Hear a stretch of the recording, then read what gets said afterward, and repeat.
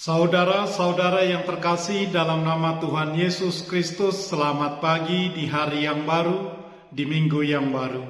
Mari kita beribadah sejenak. Kita menyanyikan Bukende HKBP dari nomor 134 ayat 1.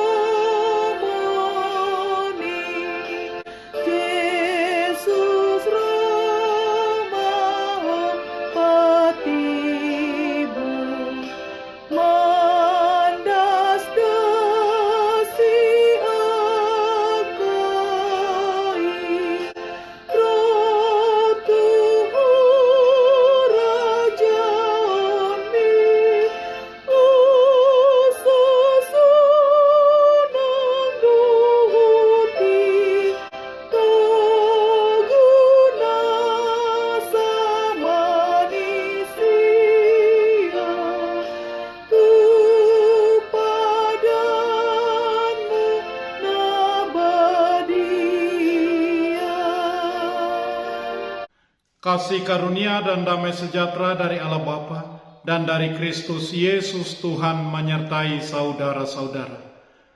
Amin.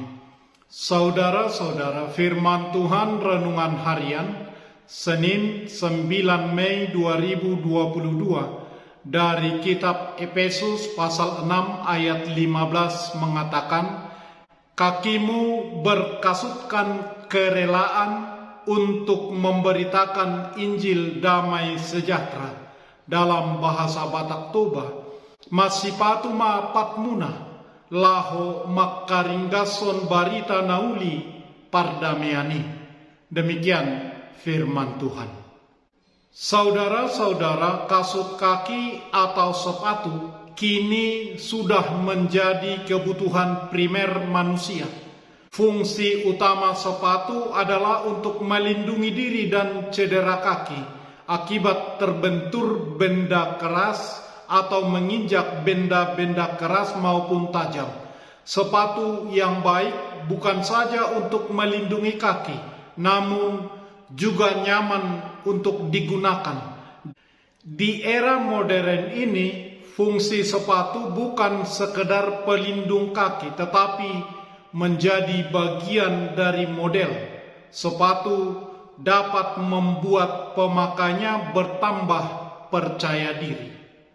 Zaman dahulu prajurit Romawi selalu mengenakan kasut terbuat dari kulit yang tebal dan dilengkapi dengan tali sampai ke betis atas, sehingga tidak mudah lepas saat berada di medan peperangan.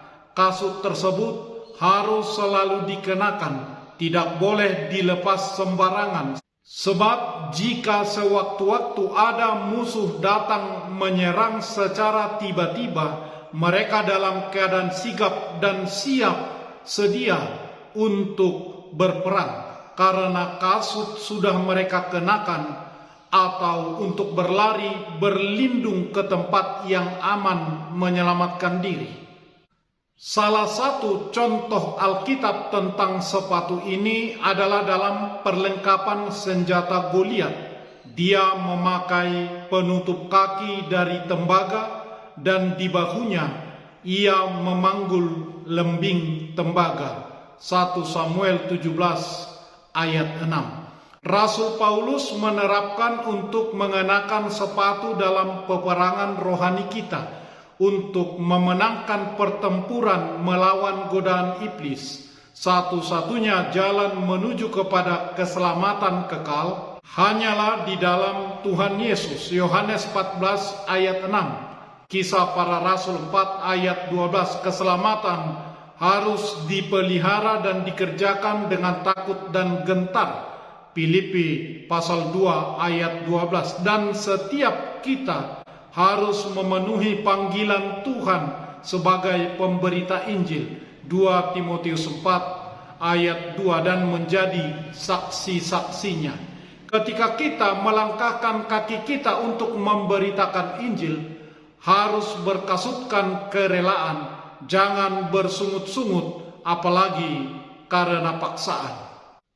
Memakai kasut rohani kerelaan untuk mengabarkan Injil damai sejahtera, kerelaan hati untuk siap sedia setiap saat memenuhi panggilan Tuhan.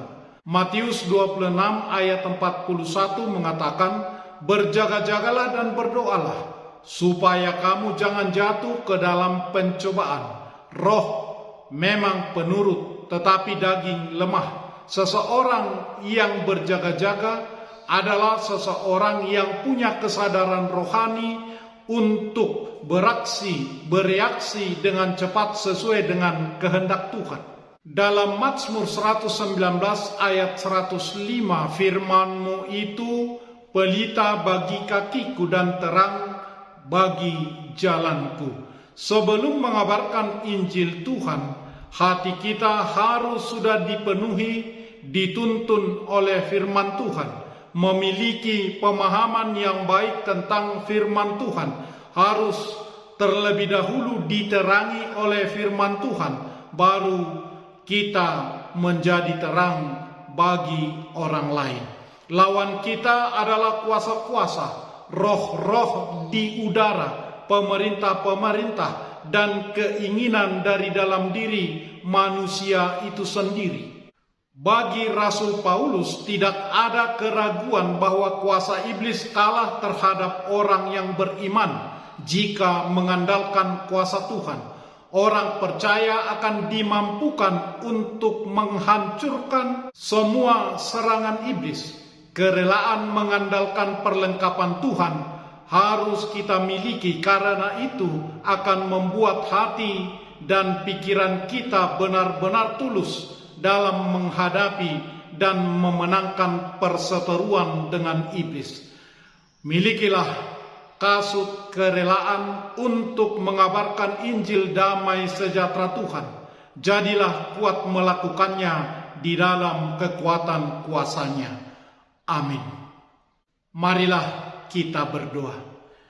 Ya Tuhan Allah Bapa kami, mantapkanlah kerelaan hati kami untuk melangkah memberitakan Injil-Mu dan berbuat baik bagi setiap orang. Pakailah kami untuk kemuliaan nama-Mu. Amin.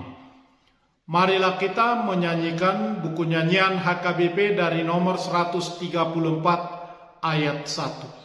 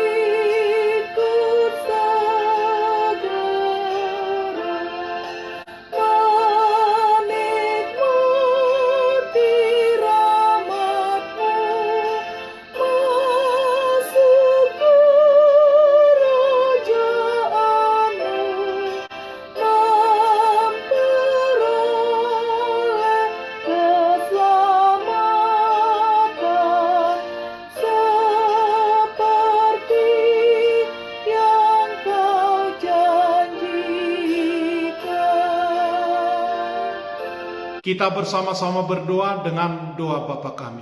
Bapa kami yang di surga, dikuduskanlah nama-Mu. Datanglah kerajaan-Mu. Jadilah kehendak-Mu di bumi seperti di surga. Berikanlah kami pada hari ini makanan kami yang secukupnya. Dan ampunilah kami akan kesalahan kami, seperti kami juga telah mengampuni orang yang bersalah kepada kami.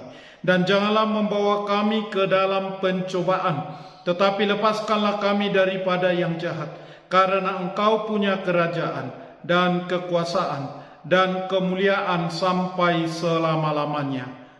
Amin. Anugerah Tuhan Yesus Kristus, kasih setialah Bapa, dan persekutuan Roh Kudus menyertai saudara-saudara. Amin.